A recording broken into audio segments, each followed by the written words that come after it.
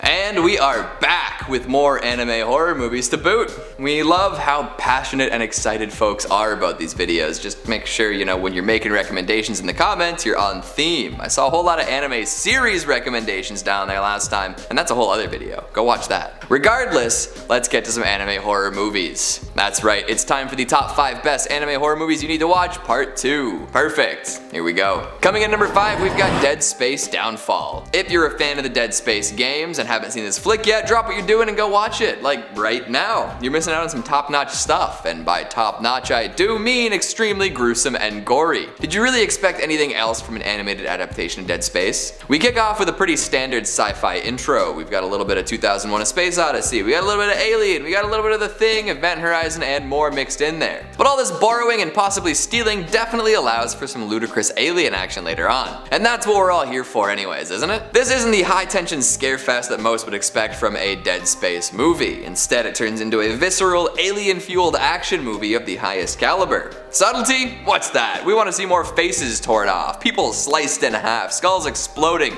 raining bits of innards on whoever's unfortunate enough to be around. That's the kind of horror you're getting here. And sometimes, that's all you need. Seriously, the wicked necromorphs and brutal kills are enough to propel this movie through the brick wall of mediocrity that a lot of other adaptations end up stopping at. Don't go in looking for in-depth lore or excellent psychological drama, and you'll have a blast. Coming in number 4, we've got Vampire Hunter D: Bloodlust. There are a couple Vampire Hunter D movies, but Bloodlust has to take first place. It is just so wicked, on top of a quality tales of vampires, demons, and revenge. Back in the early 2000s, there was a lot of interest in horror anime movies. The folks who put together Bloodlust had lots of material to work with too, seeing as Vampire Hunter D had years and years of manga to draw from. Thankfully, you don't need to be a Vampire Hunter expert to drop right into Bloodlust. It's a one-off story, and as long as you're interested in vampires and monsters, you'll be alright.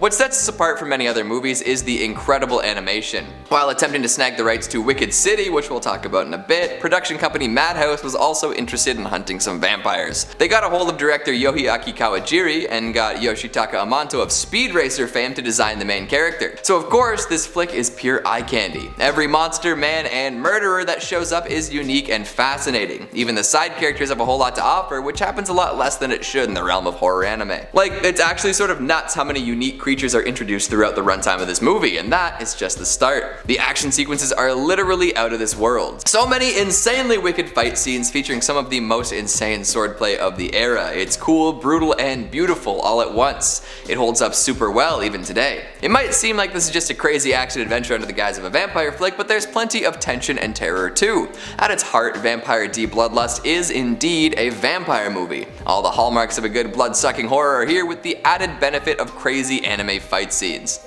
Hell yeah. Coming in number 3, we've got Kakurenbo: Hide and Seek. For something a little shorter and spookier, look no further than this gem. It's not bloody and gory like a lot of the other offerings on this list, but it creates an oppressive and eerie atmosphere and delivers on it big time. It's all about children in creepy animal masks playing hide and seek in the ruins of an abandoned city. Sounds like a horrifying time, right? Well, in addition to the inherent creepiness of children in masks running around in the shadows, we've also got the mysterious disappearance of said children. One by one, they start disappearing. Each group of kids has their own little story, playing out like little short films as the movie progresses. It's like a mini anthology along the lines of Trick or Treat. Cel-shaded in style, it's a visual treat with plenty to make the dark environment feel even more real, and the Oni that come along to scoop up the kids? Incredible. It almost feels a little bit like Five Nights at Freddy's. The mechanical nature of these awful demons adds to their scare factor and makes them feel almost insurmountable. The fact that it's a little less bloody and sexual than most anime horror means that it's the perfect Halloween watch with the family too. Sure, October 31st is come and gone, but that doesn't mean you can't keep celebrating. Watch it with your little brother and see how he reacts. Especially once you get to the end. The twist will leave you shocked and disturbed. Coming in number 2, we've got Blood: The Last Vampire. More vampires, more blood. Hell yeah. This one takes a little bit of a different approach than Vampire Hunter D though. We've got a young vampire hunter who may or may not be the original vampire, and I suppose the creatures she hunts are a little different than the standard fare too. The movie was so well received that it spawned light novel adaptations, video games, and 2 alternate universe anime series, and a live action movie, but we don't talk about the live action movie. So in Blood: The Last Vampire, we meet a young assassin named Saya. Her whole purpose is to hunt chiropterans, who are the weird, grotesque, and freaky vampires that inhabit this world. She does so with a katana and with a whole lot of style. The plot takes place back in the 60s during the run-up to the Vietnam War. Apparently a Chiropteran has infiltrated a military base and will begin feeding soon. The worst thing about these creatures is that once they feed, they go into hibernation and become untraceable. That's when some real bad stuff can happen, as they can spread unbeknownst to anyone, causing major issues. All the major plot points revolve around Halloween, which gives the whole movie a wicked vibe. And Production IG, the studio behind Blood the Last Vampire, does a phenomenal job with the visuals too. The Chiropterans are hideous and horrifying, and their transformations are gnarly. The swordplay is next level, and every character has a whole lot of personality. Plus, like I said, it takes place during Halloween in the 60s, so we get lots of retro spooky season flavors. It's all around awesome. So, if you're looking for more anime vampire action, your next watch should be Blood the Last Vampire. And coming in at number 1, we've got Wicked City. Are you ready for this? Wicked City is a crazy, neon-tinged, neo-noir, psychosexual body horror mystery with an absolute banger soundtrack. Go watch it. I don't need to say anything else. Okay, but I will. The movie is all about a battle between the demon world and human world. Plenty of nasty demons have made their way onto the human side of things by pretending to be people. This results in all sorts of lunacy, from a woman turning into a spider monster mid-coitus and proceeding to fire demon webs out of her private parts, to a terrible Cronenbergian image of an old man fused to the torso of a young person. Seriously, this is a primetime example of the crazy shit they used to make in the late 80s. Totally gorgeous, with a bunch of these strangest sexual hang-ups woven into the core of it all. So many cool monsters in so little time. Just watch out for some of the seedier, more viscerally upsetting aspects. It is horror erotica made in the 80s, so mentally prepare before heading in and maybe do a little research if you think that might bother you. Right on! 5 fresh anime horror movies to thrill and chill you throughout the changing November weather. Or whatever weather you're experiencing while you watch this list. Who knows when it'll show up again in someone's algorithm. So, what'd you think of the list? Have you seen any of these? All of them? What's your favorite anime horror movie? Make sure you let me know down in the comments. Speaking of comments, let's take a look at some of your more glassy ones from the top 5 unnecessary horror movie moments. The Man on the Mountain says, unnecessary horror movie moments, my wedding video.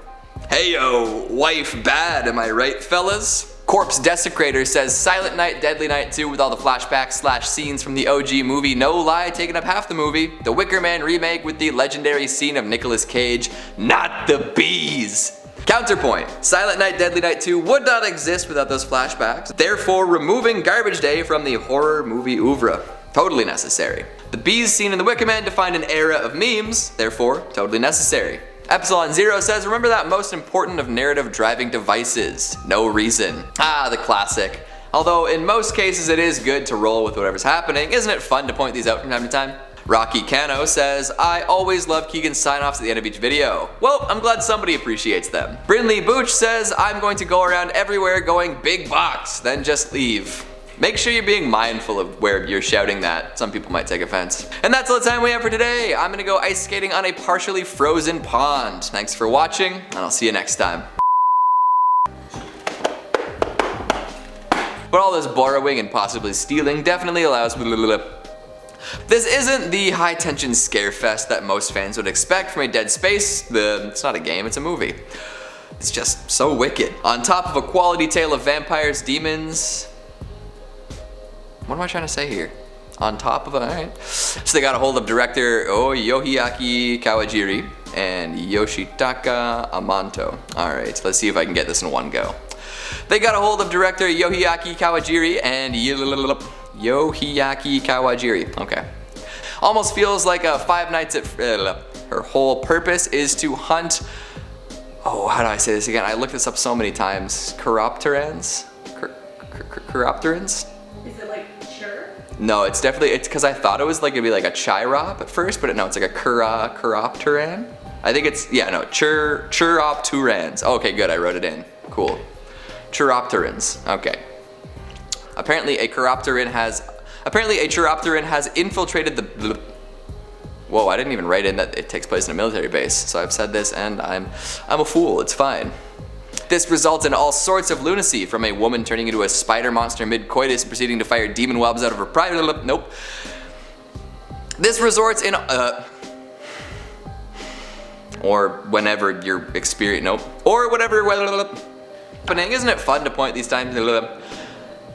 What's going on out there? And Brinley Booch says, I'm going to go around everywhere going. That's a weird sentence. The top 5 unnecessary horror movie moment. Nope. Speaking of comments, let's take a look at the. Speaking of, why can't I do this? This is really rough. Oh. That's gonna be the backing vocal track to the Lucy song. Just a bunch of me. Perfect.